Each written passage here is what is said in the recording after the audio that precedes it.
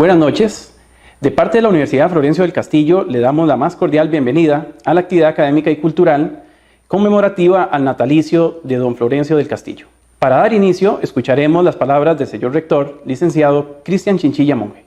Muy buenas tardes, doctor Bernal Martínez, expositor que esta tarde-noche nos acompaña, director de carrera y de sede, autoridades académicas, profesores y muy particularmente nuestros queridos estudiantes.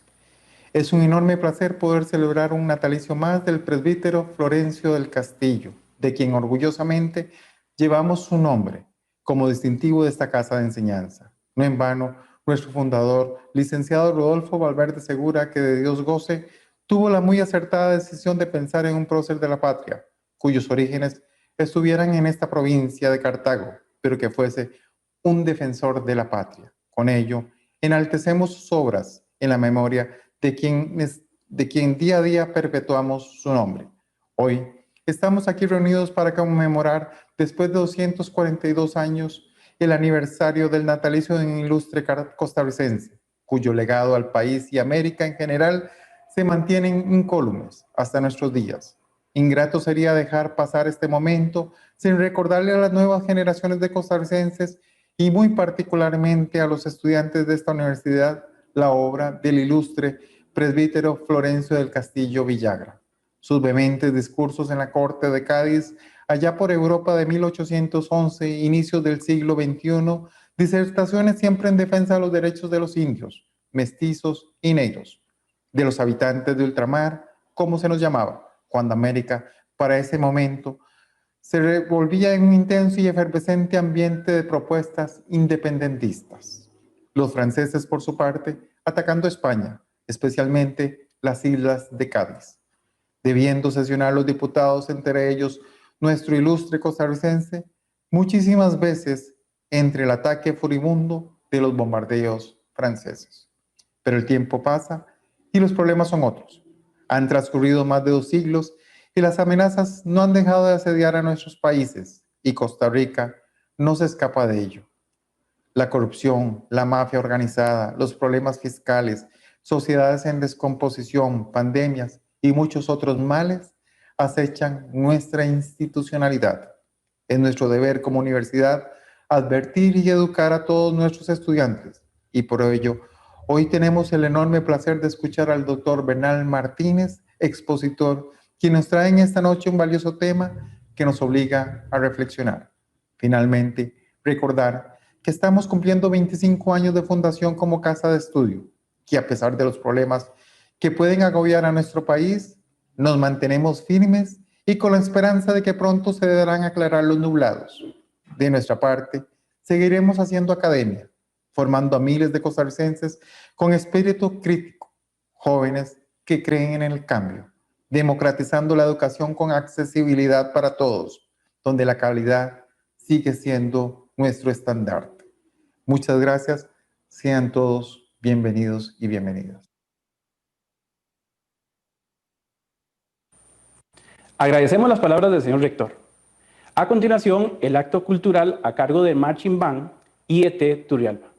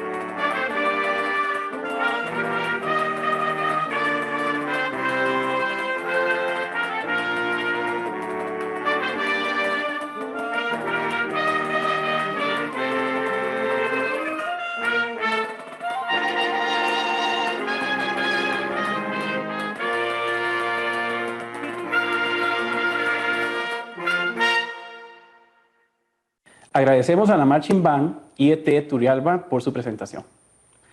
A continuación, escucharemos la charla de fondo a cargo del doctor Bernal Martínez Gutiérrez, quien tiene una amplia trayectoria como educador desde 1986, autor de varios libros, especialmente sobre filosofía e historia de la educación, y actualmente como profesor de filosofía del Seminario Nacional en San José.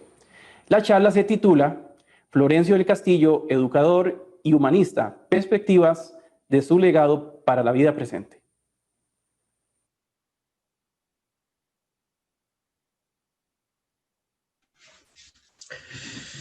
Muy buenas noches a todo el auditorio. Agradezco profundamente a las autoridades universitarias de la Universidad de Cartago, Florencio del Castillo, en la persona especialmente de don Cristian Chinchilla, el señor rector, para compartir en esta tarde-noche, esto que yo llamaría una breve reflexión en torno a uno de los costarricenses tal vez más brillantes y que a veces ha caído en el olvido. Don Florencio del Castillo es para todos nosotros, sin duda alguna, un modelo, ¿verdad? Es para todos nosotros un personaje cuya vida, como dice Armando Vargas Araya, cuya vida se constituye tal vez en uno de los costarricenses, si no es que el costarricense más universal. El costarricense más universal, a finales de la colonia y buena parte del siglo XIX, y que su legado sigue vigente. Y es por eso que, por ser vigente, he querido titular esta reflexión, más que una disertación que nos presenta tal vez un poco más lejano. He querido titularla Florencio del Castillo, educador y humanista, perspectivas de su legado para la vida presente. En medio de esta situación que aqueja al país y al mundo, yo quisiera proponerles que quitemos un poco esa barrera de la distancia, ¿verdad? Y permítanme tal vez filosofar un poquito y decir que nunca estamos más cerca que cuando estamos lejos, porque cuando estamos lejos deseamos estar cerca. Y ese mismo eje, permítanme utilizarlo para referirme justamente a don Florencio del Castillo Villagra. En la lejanía en el tiempo, tratar de acercarlo un poco a la vida de nuestro presente. Y como sé que hay muchos jóvenes universitarios especialmente, y entre el auditorio sé que hay alguna gente invitada, incluso por mi persona, que tal vez han oído hablar de Florencio del Castillo, pero no conocen a fondo algunos detalles acerca de su vida. Ahora que se conmemora justamente, ya lo dijo el señor rector, el natalicio, los 242 años del natalicio, del nacimiento de Florencio del Castillo Villagra. Fíjense bien que la iglesia lo que celebra es la muerte, porque después de haber vivido la persona, el creyente, muere para esta vida, pero nace para una vida eterna. La vida civil suele celebrar el nacimiento, ¿verdad? Nosotros en este caso particular, bueno, celebramos el natalicio 242 de don Florencio del Castillo. Nace Florencio del Castillo el 17 de octubre de 1778 en Ujarrás, lo que iba a ser Paraíso más adelante, en Cartago. Y que, bueno, ya se ha escrito mucho al respecto, ¿verdad? En los últimos años, especialmente, ¿verdad? Hay algunos autores, ya don Ricardo Fernández Guardia nos refiere de hace ya varias décadas atrás en su libro Don Florencio del Castillo en las Cortes de Cádiz, recoge las intervenciones de don Florencio en las Cortes de Cádiz, de las que vamos a hablar en un momento. Las intervenciones de él, donde en efecto se nos presenta a un Florencio del Castillo, como yo lo presento ahora, el educador que quiere formar, que quiere educar, que quiere transmitir, instruir en alguna idea, en algún conocimiento, pero sobre todo el humanista, la persona que pensó siempre en el ser humano, en la persona, más allá de pensar en grupos o instituciones o de pensar en el poder político, poner siempre al hombre de primero. Y otro de los autores, que tal vez un tiempo más reciente, don Armando Vargas Araya, en su libro El Evangelio de don Florencio, que le mencionaba, cita ahí justamente a don Florencio, lo llama el costarricense más universal, y cuyos valores éticos, sus valores morales, entiéndase, los valores éticos como aquello que debemos seguir, normas y leyes, o los valores morales como costumbres y hábitos, ¿verdad? Dicen sigue estando vigente hoy.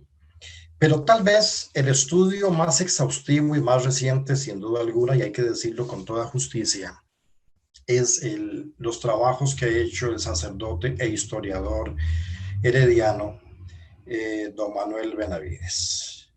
Y Manuel Benavides nos ofrece un par de obras, una del año 2010, denominado el presbítero Florencio Castillo. Él no lo llama Florencio del Castillo, porque él justamente en investigación llega a la convicción, se llega a dar cuenta a través de la investigación que Florencio del Castillo solamente aparece una vez, solamente se firma una vez, y es a los 15 años. De ahí en adelante, don Florencio se sigue firmando solamente Florencio Castillo, ¿verdad? Eso no quiere decir que esté mal, que sigamos hablando de Florencio del Castillo. Simplemente es un dato de carácter histórico que conviene acotar. Un poquito, unos años más tarde, Manuel Benavides nos presenta la obra El canónigo Florencio Castillo, refiriéndose ya después del paso del presbítero Florencio del Castillo por las Cortes de Cádiz, su viaje terminada las Cortes en 1814, cómo viaja él a México, y entonces en México desarrolla también una actividad política importante, pero también religiosa, como canónigo. Un canónigo es alguien que tiene un cargo, un puesto, una dignidad dentro de una catedral, ¿verdad?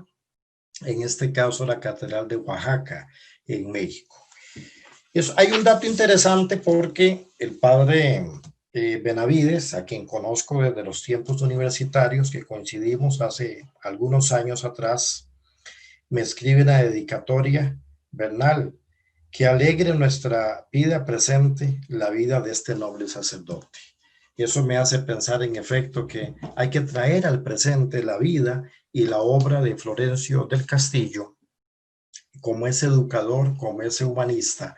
Alguien se podría preguntar, vamos a ver, ¿qué destaca más de don Florencio del Castillo? El sacerdote, el diputado, el político, el administrador, el filósofo, ¿verdad? El docente como tal. Y yo diría, Florencio del Castillo es un personaje de una sola pieza. Es un personaje en una sola pieza. No podemos desligar al sacerdote del diputado, porque él no deja de ser sacerdote siendo diputado. Cuando él es sacerdote y está desde el púlpito, sus homilías también las profiere como político, sabiendo de sus deberes también ciudadanos que él tiene. Él se sabe también comunicador de las ideas, y por eso como filósofo, y por supuesto como educador. Fíjense que yo no destaco en el título el aspecto docente, sino el elemento y la faceta de educador. Entendamos que educación es un proceso de formación permanente que nace cuando el hombre nace. Desde que el hombre nace, el hombre se empieza a formar y termina cuando éste muere. Por lo tanto, la educación es un proceso permanente de formación, que es integral, que es dinámico además. Y así se visualiza Florencio del Castillo. Es curioso porque las investigaciones más recientes, ¿verdad?, del padre Benavides dan cuenta que celebramos a un Cartago que prácticamente no conoció Cartago, ¿verdad? Y eso no le quita mérito alguno al hecho de que sigamos hablando de él, porque justamente al decir don Armando Vargas Araya, el costarricense más universal, es porque, digámoslo así, nos puso en el mapa de Cádiz y en el mapa de Oaxaca en México. Porque su figura, sin duda alguna, es una figura señera, porque su figura es de emular, y aquí es donde voy a un aspecto que me parece importante. Creo yo que más que admirar a una persona, hay que imitarla. Nosotros admiramos a la Madre Teresa, pero ¿quién se atreve a imitarla, verdad? De Florencio del Castillo deberíamos nosotros igualmente seguir sus pasos en todo aquello que podemos traer a la vida presente. En 1780 entonces, con solo 2 años, su familia se traslada a San José. ¿Por qué? Porque la Cartago de finales de la colonia no ofrecía muchas posibilidades a los habitantes de esta parte del país. Ya era un país como territorio, ¿verdad? Pero recuerden que Cartago es una provincia todavía. Costa Rica es una provincia, perdón, del llamado Reino de Guatemala. Y además esto no le gusta a algunos historiadores, incluso de Cartago, que uno lo diga, pero es cierto. Costa Rica era la provincia más pobre y además la más alejada del Reino de Guatemala, ¿verdad? Costa Rica era una provincia no solamente pobre y alejada, sino en términos de su población era bastante limitada. Para la época de la independencia y un poquito más, en 1824, las estadísticas hablan que la población de Costa Rica no llegaba a los 70,000 habitantes. De tal manera que cuando Florencio del Castillo nace y crece en esa niñez, esa juventud, la población no sobrepasa tal vez los 50,000 habitantes. No ofrece mucho y entonces su familia se va a San José. Poco tiempo después, Florencio del Castillo se desplaza a León de Nicaragua a estudiar. No había en Costa Rica centros de estudio, mucho menos universitarios, ¿verdad? La formación era sumamente elemental, primeras letras era muy elemental, las escuelas, las pocas que habían eran sumamente, además de escasas, eran sumamente elementales, ¿verdad? Alguna cátedra de latinidad que se llamaba por ahí. Las escuelas de catequesis de las iglesias eran prácticamente las escuelas de la época y los sacerdotes además los más preparados, ¿verdad? De tal manera que entonces, haciendo un repaso de la historia educativa de América, por ejemplo, un repaso muy general, las primeras universidades de América Latina fueron Lima, en Perú, y la Universidad de México, ¿verdad? En Centroamérica, la primera, esa ya en el siglo XVI, en Centroamérica, ¿verdad? Tenemos una universidad hasta mediados del siglo XVII. Esto es la Universidad de San Carlos Borromeo, en Guatemala, ¿verdad?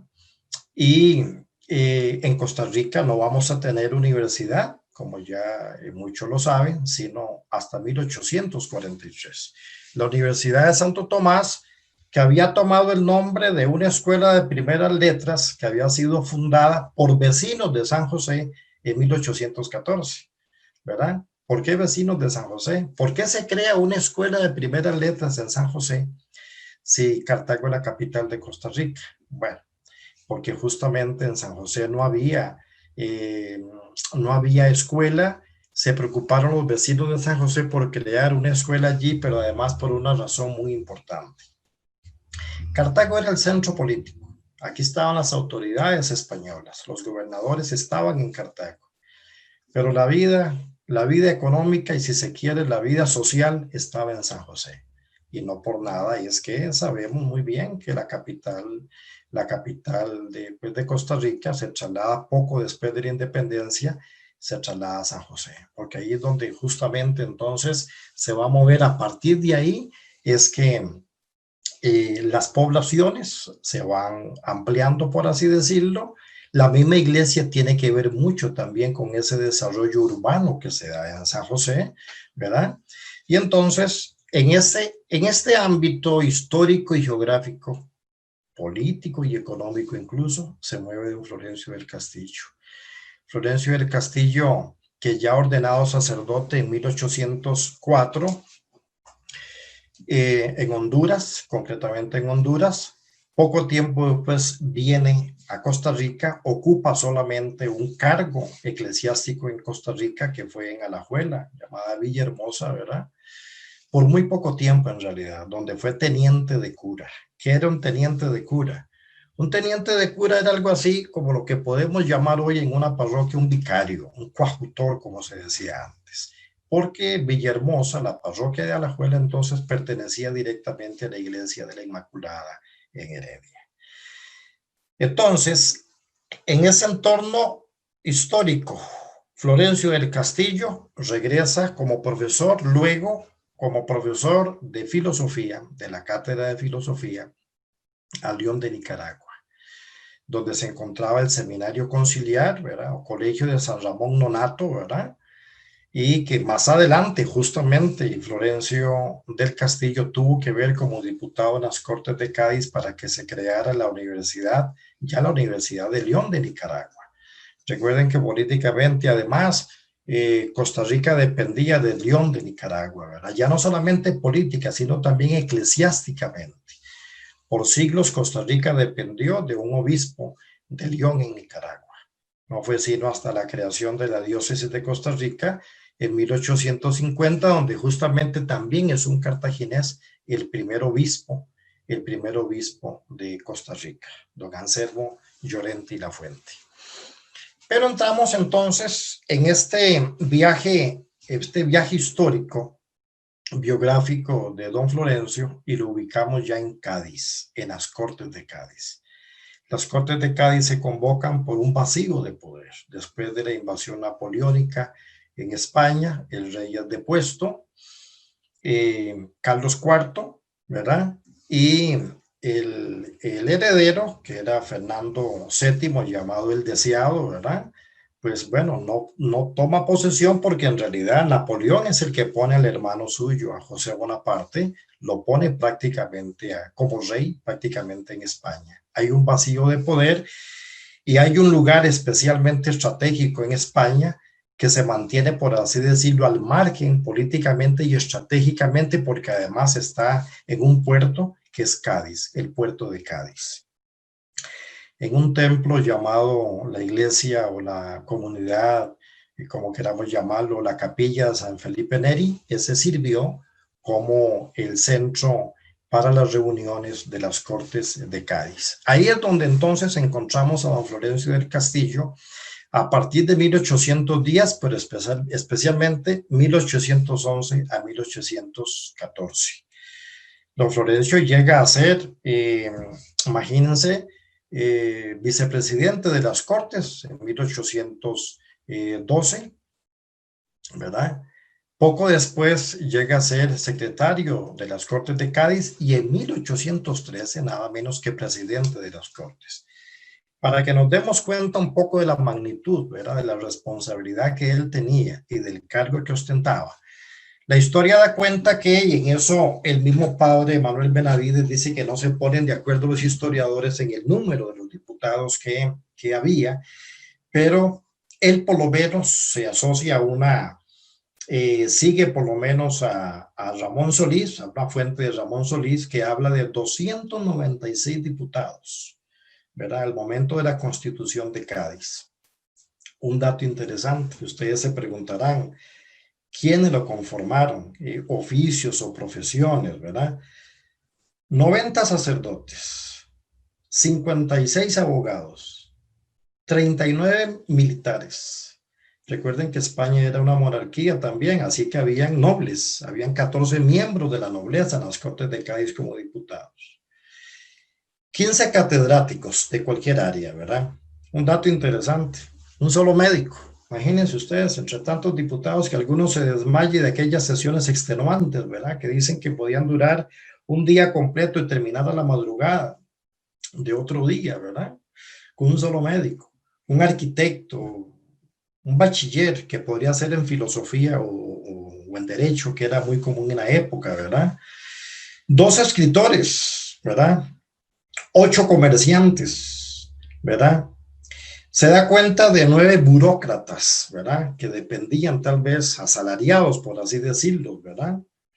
Y 9, 20 más bien, perdón, por ahí que se dice que no se sabe o no se sabe con certeza qué profesión tenía. Entonces, don Florencio del Castillo realiza desde Cádiz una gran labor, siempre se nos ha dicho desde la escuela, Florencio del Castillo, representante por Costa Rica en las Cortes de Cádiz. Bueno, eso está muy bien, pero el papel de don Florencio va más allá de una representación política. Don Florencio del Castillo fue en Cádiz, nada menos que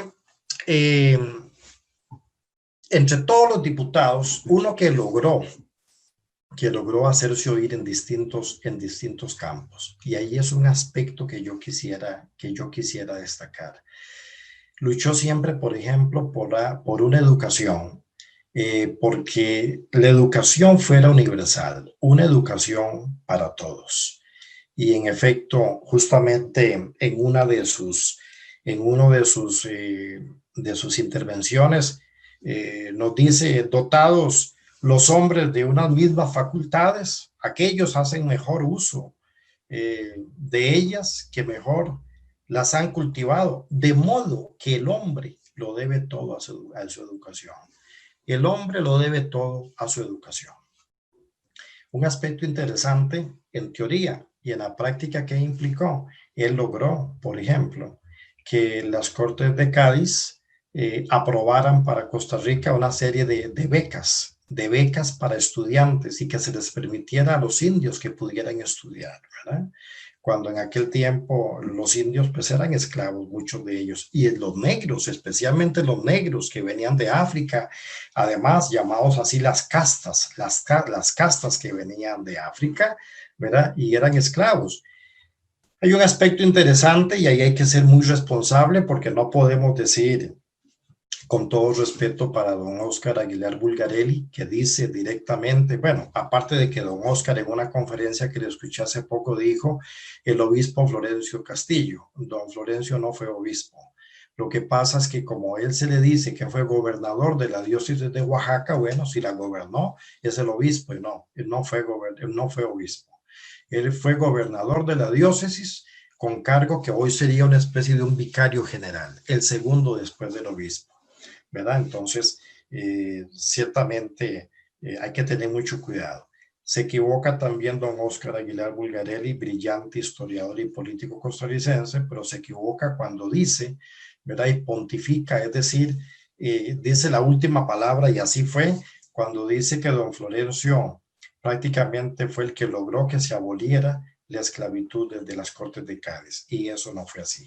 Entonces le hacemos un flaco favor a la historia cuando queremos presentar y magnificar tal vez a la persona más allá de la realidad. Y en realidad lo cierto es que él sí se propuso luchar, porque la esclavitud, ¿verdad? Los negros que eran esclavos en América, ¿verdad? Y que por lo tanto formaban parte de ese imperio. Recordemos que era el imperio, como se decía en los tiempos de Carlos I de España, que es el mismo Carlos V del Sacro Imperio Romano Germánico en el siglo XVI, el imperio donde no se oculta el sol, porque el imperio español, la monarquía española geográficamente era tan grande y tenía tanto poder tan extenso, que mientras en algún lugar anochecía, pues en otro lugar amanecía. Así que el imperio donde no se oculta el sol, ¿verdad? Y entonces en ese imperio donde no se oculta el sol, pues obviamente había al servicio de los españoles, de conquistadores, y incluso de sacerdotes esclavos, al servicio de esclavos, incluso al servicio de los sacerdotes. El mismo Florencio en las Cortes de Cádiz llama la atención cuando en la sesión del 4 de septiembre de 1811, por ejemplo, dice con una claridad, ¿verdad? Le pide al rey, lo hace de esa manera: vuestra majestad, convendría a la libertad de vuestra majestad hacer desaparecer para siempre del territorio español esta infeliz condición del hombre, se refiere a la esclavitud, que tanto degrada a la especie humana. Ahí vemos un rasgo interesantísimo de ese humanismo. Ya no solamente la parte humana, es ese humanismo. Estamos en una época donde además Florencio Castillo vive en una época crucial de la historia. Nace en 1778, el mismo año que muere Rousseau, Juan Jacobo Rousseau, tal vez el más grande de los ilustrados, ¿verdad? Que junto con D'Alembert, Diderot, Voltaire, sin duda alguna, ¿verdad? Es quizás los grandes paladines de la ilustración.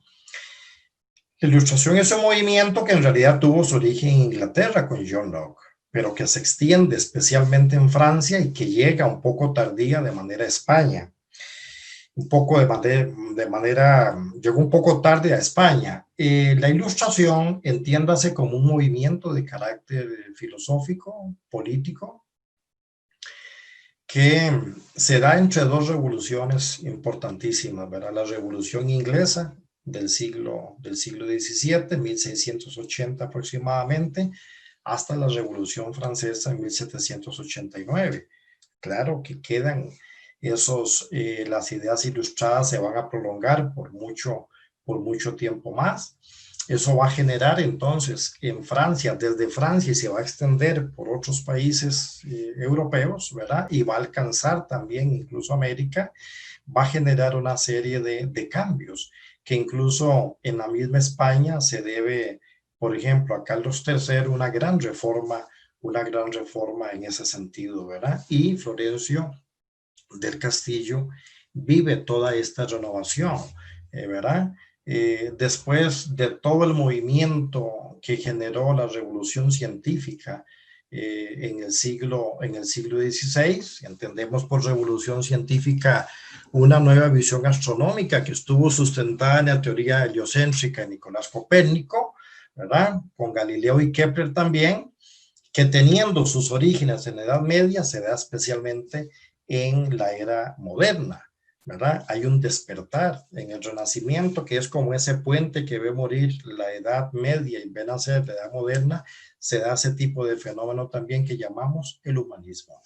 Y el humanismo con Petrarca, Francisco de Vitoria y el derecho de gentes va a desarrollar entonces una serie de ideas que van a poner siempre al hombre como centro. Entiéndase bien, porque incluso Francisco de Vitoria es un sacerdote, ¿verdad? Pero entiéndase bien que va a poner al hombre en una perspectiva distinta, sin dejar a Dios. En la Edad Media se da un teocentrismo. Podemos decir que, sin duda alguna, en la Edad Media, Dios es el centro de todo. En la era moderna va a ser el hombre, ciertamente, la ciencia, el conocimiento, y es ahí donde entonces hay un despertar del hombre por estas nuevas ideas, y Florencio del Castillo, sin duda alguna, va a beber, por así decirlo, de esas fuentes de la ilustración. Al punto que podemos decir sin ninguna duda que Florencio del Castillo es un ilustrado, como también las Cortes de Cádiz fueron unas cortes ilustradas, y la Constitución de Cádiz propiamente, ¿verdad? Del 19 de marzo de 1812 es una constitución, sin duda alguna, ¿verdad? Ilustrada. Y eso entonces va a traer nuevos aires incluso en América, y va a generar tales cambios al punto que incluso se va a generar a partir de Cádiz todo el movimiento independentista.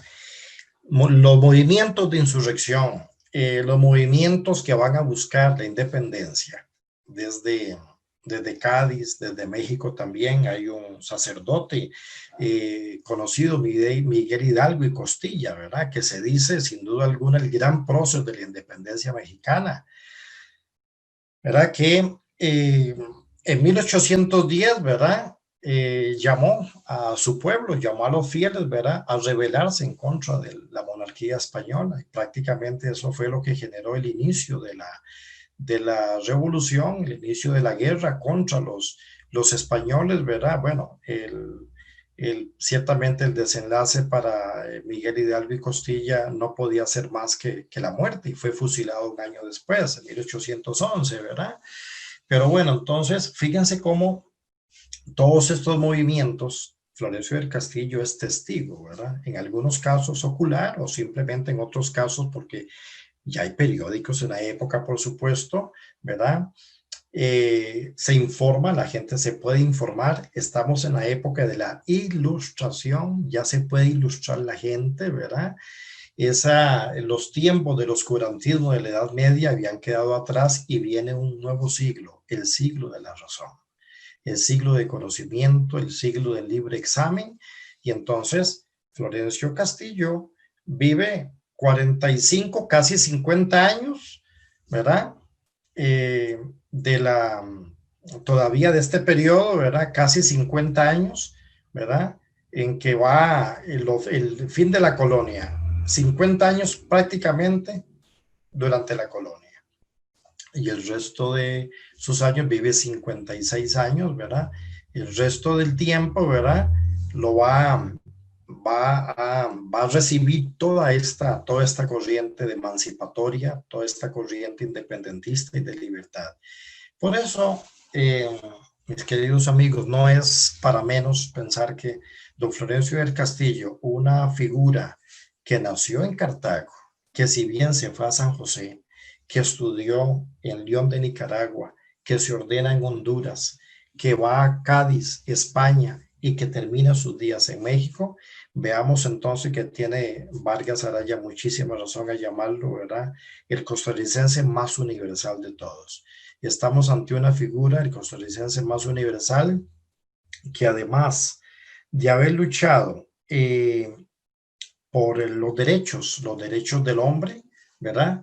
Pensó también en algo que hoy tal vez nos puede sonar muy común, algo que nos puede sonar hoy muy simple, ¿verdad? Estamos acostumbrados, por ejemplo, a escuchar de la división de poderes, cuestiones que vienen ya de los tiempos del barón de Montesquieu, unos postulados filosóficos, pero que en las Cortes de Cádiz defendió a Florencio del Castillo y que cuando llega a México les parece muy novedoso. A nosotros nos hablan hoy del poder ejecutivo, del poder legislativo y el poder judicial, pues no vemos ninguna novedad, pero hay que ubicarse en la época, hay que irse 200 años atrás, ¿verdad?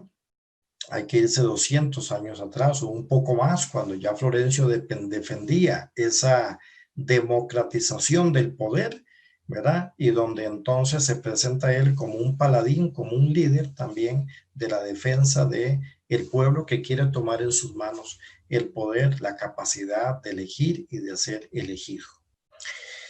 Don Florencio del Castillo, entonces, una vez que terminan las Cortes, no nos vamos en este momento a detener más en las Cortes de Cádiz porque no es nuestro tema, pero una vez que terminan las Cortes de Cádiz en 1814 se clausuran las Cortes y él se va a México, ¿verdad?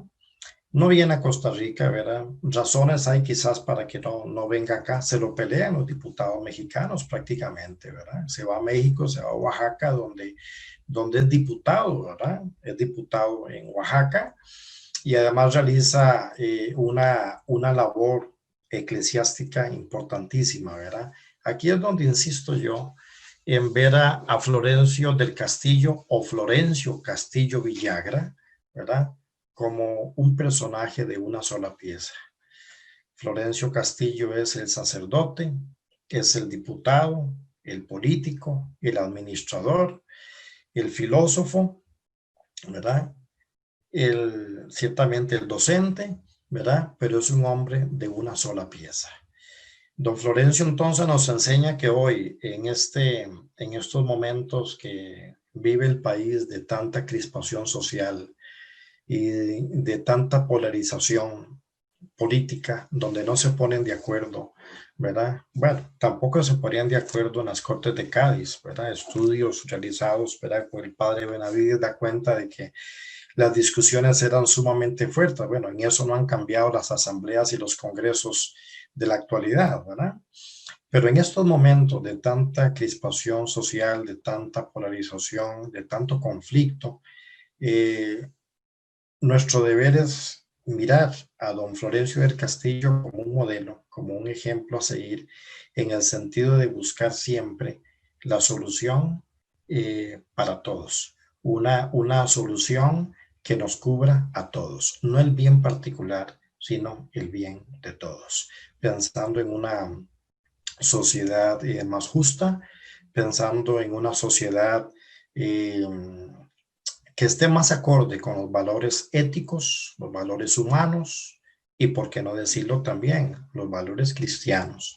Hay que decir que tan fanático puede ser aquel que pone a Dios por medio de todo y Dios nada más, como tan fanático puede ser aquel que le impide al otro ejercer también su fe y sus creencias. En ese sentido, pienso que si hay una figura de la historia costarricense que dejó huella a nivel latinoamericano y a nivel universal, que dio muestra de respetar y ser respetado, de pedir respeto incluso por los negros, que no valían nada. Los negros no valían nada en ese tiempo, eran esclavos y sin embargo él pide libertad. Incluso cuando en las Cortes de Cádiz se dirige a los diputados y les dice, ¿no les parece que un negro que viene de África camina como nosotros, respira como nosotros, come como nosotros? ¿Acaso no tiene derecho también de tener ciudadanía española? Ciudadanía española también. Estamos hablando del siglo, ¿verdad? Del siglo XIX, primeras décadas del siglo XIX, en tiempos donde en Costa Rica hasta hace poco tiempo se reconoció a los indígenas de Costa Rica como ciudadanos costarricenses y se les dio cédula. Estamos hablando que él reclamaba ese derecho ya para los esclavos africanos, ¿verdad? Entonces, repito, más que admirar a una persona, yo creo que es imitarla. Y yo creo que don Florencio del Castillo Villagra, en este momento que celebramos los 242 años de su natalicio, nos invita justamente a revisar esos elementos que hemos perdido en Costa Rica, ¿verdad? De justicia social, de los derechos de todos, por encima del bien particular, buscar siempre el bien de todos, el bien de la comunidad, el bien del pueblo, el bien del país. Esta es mi exposición, mi reflexión. Quería hacerlo de esta manera, casi a modo de un conversatorio, y decirles, bueno, para la historia algo muy penoso, ¿verdad? Muy penoso. En 1971 fueron traídos los restos de don Florencio del Castillo a Costa Rica. Se depositaron en un mausoleo en Paraíso y penosamente hace unos años atrás sus restos desaparecieron.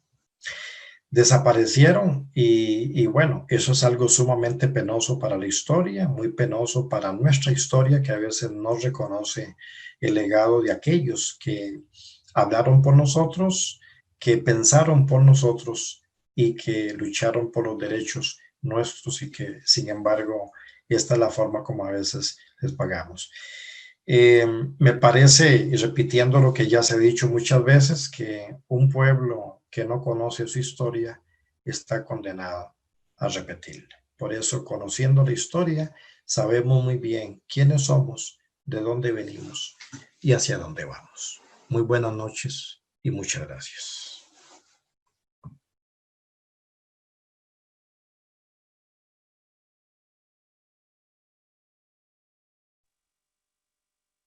Agradecemos al señor doctor Bernal Martínez Gutiérrez por su intervención. Si algún participante desea realizar alguna consulta, lo puede hacer en este momento a través del chat.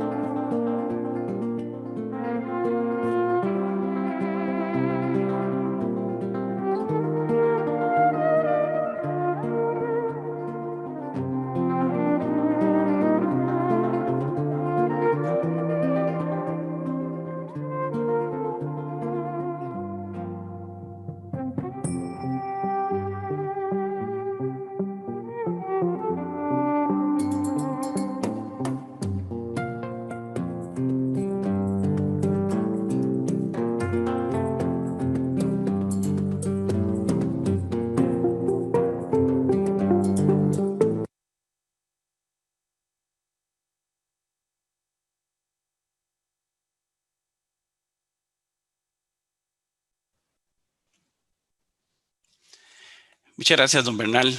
Ya tenemos algunas preguntas que nos han llegado a través del chat. Aquí tenemos una pregunta que es, no aparece la persona, pero es muy interesante. Dice, ¿existe en nuestro país actualmente un líder político, religioso u otro que emule de alguna manera la obra de Florencio del Castillo? Tenemos varias preguntas. A la primera, si quiere vamos respondiendo una a una. Interesante sin duda, ¿verdad? Y interesante porque lo que pasa es que hay que situarse, ¿no? Cuando nosotros pensamos en Florencio del Castillo, pensamos en una figura de la historia en la que obviamente han pasado ya muchos años, muchas décadas, ¿verdad? De hecho, estamos celebrando, imagínense, sus 242 años de su natalicio. De tal manera que entonces se ha hablado tanto de él, se ha escrito tanto de él y sin duda es una figura que para la época destacó mucho. Habría que hacerse la pregunta si él, por ejemplo, en el tiempo presente tendría tal vez el mismo talante. Me explico, la sociedad hoy es más pluralista, la sociedad es, imagínense, solamente la población de Costa Rica ya sobrepasa los 5 millones de habitantes. En los tiempos de Florencio no pasaba, al momento de su muerte, Costa Rica no sobrepasaba, les decía, los 70,000 habitantes. De tal manera que entonces, si lo hay, es muy probable que lo haya, pero no lo vamos a saber todavía, que para verdad es el tiempo.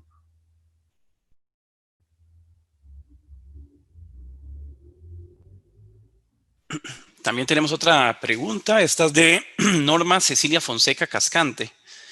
Dice, buenas noches, ¿qué tanto influyó en la esclavitud Florencio del Castillo? Habrá que ver cómo influyó en la esclavitud o en la abolición de la esclavitud. Porque es muy interesante la pregunta, ¿verdad? Porque, bueno, y no nos escandalicemos por ello. Florencio tuvo un esclavo, o sea, tuvo un esclavo a su servicio, ¿verdad? Es un esclavo.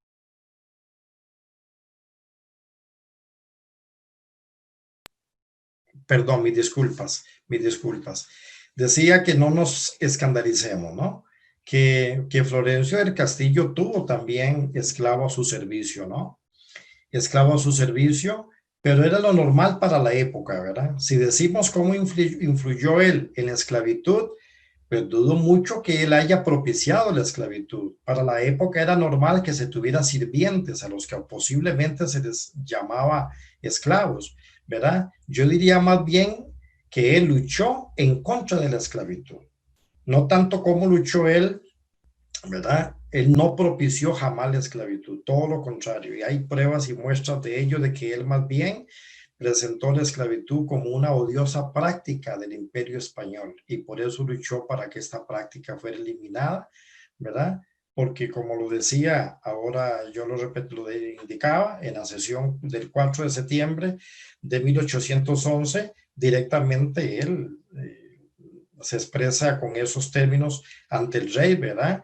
Que es una condición del hombre, dice, una práctica que degrada a la especie humana. Por lo tanto, más bien, yo no diría que él propició la esclavitud. Si tuvo un esclavo a su servicio, era porque era lo normal para la época, pero obviamente eso ya con el tiempo quedó atrás.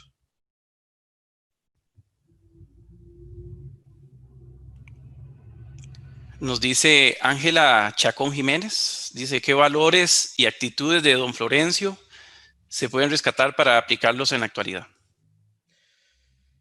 Vamos a ver, en materia educativa, una educación universal, una educación al servicio del hombre y por el hombre, pero hay un aspecto importante, hay un valor que me parece que recuerdo ahora que es sumamente importante, que es muy propio de él. Cuando estaba en las Cortes de Cádiz y pidió que se firmara un documento, él pidió que se corrigiera y se pusiera que el imperio, el reino, refiriéndose a una forma de gobierno en aquel momento, era único e indivisible. Yo creo que nosotros deberíamos de vernos hoy como un único país e indivisible, no buscar las divisiones, división de ideología, división de partido, sino que hacer sinergia. Y la sinergia es cuando se unen fuerzas para buscar el bien común. Y me parece que eso es muy de Florencio del Castillo, que emula también en el Cabildo de Oaxaca, en Congreso de Diputados en Oaxaca. Dice lo mismo: las formas de gobierno deben ser únicas e indivisibles, una sola forma de gobierno e indivisible al servicio del pueblo.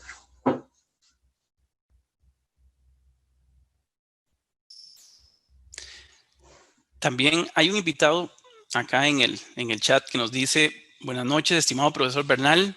¿Cuál cree usted que fueron las causas de la pérdida de los restos de Florencio del Castillo? Bueno, no me hagan hablar más de la cuenta. Vamos a ver, voy a decir lo que dice Óscar Aguilar Bulgarelli, ¿verdad?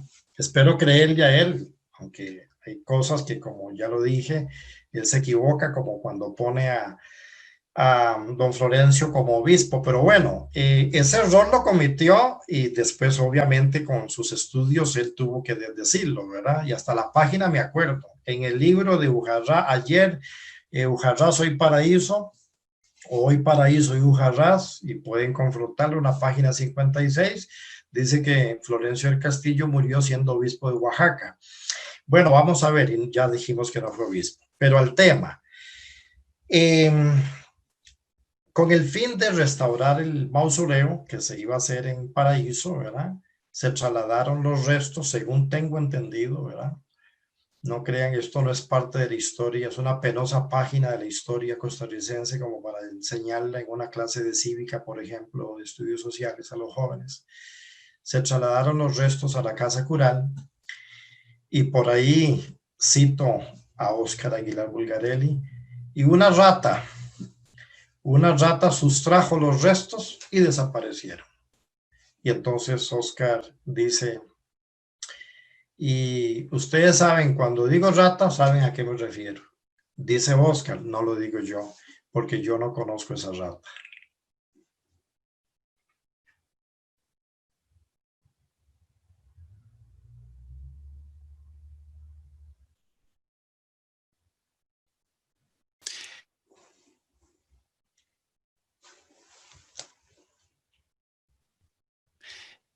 Otra pregunta de Dayana Álvarez Corrales. Dice: ¿alguno de los aportes de don Florencio del Castillo destacó sobre los demás? Vamos a ver cómo es. De nuevo, perdón, don Cristian. Ok. Dice Dayana que si alguno de los aportes de don Florencio del Castillo destacó sobre los demás aportes. Los demás aportes de él o de los demás. Imagino que los aportes de él propiamente. Sí. Es muy difícil. Porque ya les dije al inicio que yo concibo, por lo menos personalmente, a Florencio del Castillo como un personaje de una sola pieza. No dejó el sacerdocio por ser diputado. No dejó de ser diputado por ser sacerdote. Siguió siendo el filósofo detrás del púlpito, aun cuando algunos pueden pensar que enseñar filosofía y rezar como que no va bien la cosa. Eso es falso, ¿verdad? La historia da cuenta de grandes filósofos que al mismo tiempo son grandes santos: San Agustín de Hipona, San Anselmo de Canterbury, San Buenaventura, Tomás de Aquino, igual hombres sabios, ¿verdad? Hombres sabios. Pero debo decir que en el caso de él es un hombre de una sola pieza. Si yo, como profesor de filosofía, por supuesto, admiro la parte filosófica, pero es que igual en teología hay que rescatar el aspecto religioso. Incluso se dice que cuando él murió, el 26 de noviembre de 1834 en México, al mediodía, se dice, o murió con olor, como se decía antes, muy común, olor a santidad. Es decir, que era un hombre santo. Ya no solamente era un filósofo, era un político, un diputado, sino que además sus labores como sacerdote las cumplió a cabalidad. Aquí tenemos Cristian Campos, nos dice: ¿por qué si don Florencio del Castillo fue un buen diputado, siendo sacerdote hoy en día se pretende que no se mezclen religión y política? La razón es muy simple, es una cuestión de ley. Las leyes de Costa Rica inhiben al clérigo, que además es una pregunta muy interesante, ¿verdad? Inhiben al clérigo católico ejercer en política, ¿verdad? En el pasado no era así. Estamos hablando de las leyes más recientes. Pero ustedes recordarán, muchos de ustedes recordarán a don Benjamín Núñez, al padre Benjamín Núñez, que Benjamín Núñez fue el ministro de Trabajo en el gobierno de insurrección, llamémoslo así, ¿verdad? De la Junta Fundadora de la Segunda República en 1948. Benjamín Núñez, aunque si bien no era una cuestión política, pero era un cargo de Estado, fue embajador en Israel, ¿verdad? Embajador en la UNESCO. Como académico también, fundador y primer rector de la Universidad Nacional, y es un sacerdote, ¿verdad? Pero pues, las cosas han cambiado hoy, obviamente las leyes, por un lado, no solamente las leyes civiles, sino que también la misma iglesia, la jerarquía católica inhibe que un sacerdote se involucre. Es una pena porque la formación de un sacerdote es muy diversa, ¿verdad? Es muy diverso, tanto en la etapa de filosofía como en la etapa de teología. Ya lo diré yo, que soy profesor en un seminario y sé la formación tan rigurosa que se tiene, científica incluso, ¿verdad? Y es una pena que se pierda esos valores, pero excelente pregunta y eso es lo que yo puedo responder. Y esta pregunta viene relacionada con la que nos consulta Iliana Chaverri. Dice, ¿qué requieren los líderes religiosos independientemente de la afiliación por sí misma para fortalecer desde los valores axiológicos la política que a todas luces ha perdido el norte de ser por y para mejorar los pueblos? Bueno, yo creo que lo hacen. Tal vez no nos damos cuenta de ellos, ¿verdad? De ello no nos damos cuenta, pero me parece que todavía el sacerdote en Costa Rica no solamente es un sacerdote en una comunidad, es un líder. Y entiéndase que el liderazgo se ejerce cuando hay un grupo que lo sigue, ¿verdad? Y si ese grupo que lo sigue considera que hay una serie de ideas y valores en esa persona que se presenta como líder y que podemos seguirlo, pues en efecto eso es así. Entonces, creo yo que las ideas están ahí, ¿no? Las ideas están los consejos, están las propuestas y demás, y que hagamos caso es otro tema, pero sin duda alguna están ahí. Hay que hacer un poco más, siempre hay que hacerlo, ¿no? Siempre hay que hacer un poco más, no quedarnos solamente con la teoría, hay que ir un poquito a la práctica y esto me parece que ya, don Cristian, que vamos cerrando. Me parece que yo me quedaría con ese elemento, ¿verdad? No hay que hablar de amor, hay que amar, ¿verdad? No hay que hablar tanto de caridad, practiquemos la caridad. No hablemos tanto de unidad, vámonos. No hablemos tanto de respeto, respetemos, porque entonces si respetamos, nos respetan, si amamos, nos aman, y si nos unimos todos juntos, podemos hacer un mundo mejor. Y yo quiero cerrar con esta última pregunta, esta es mía.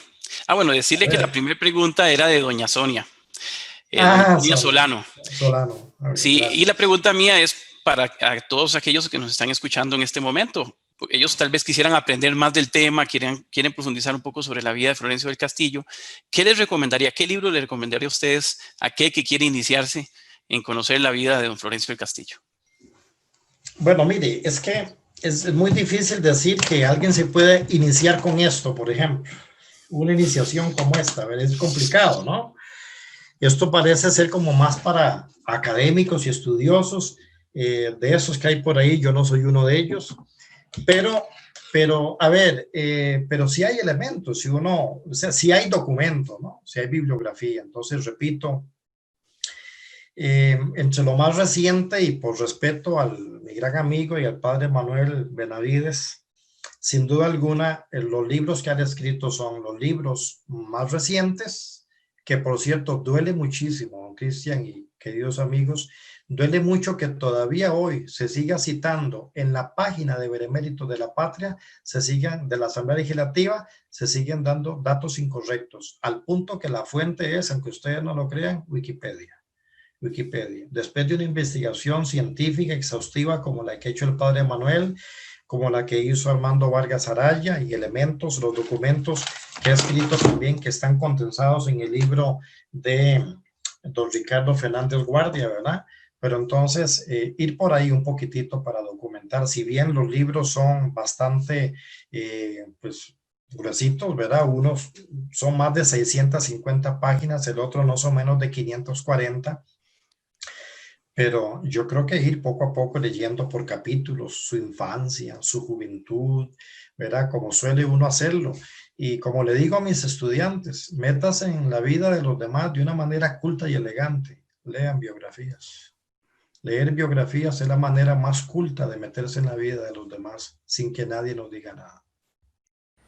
Para la Universidad Florencio del Castillo, la participación de cada uno de ustedes en esta celebración ha sido muy valiosa, por lo que queremos agradecer el habernos acompañado.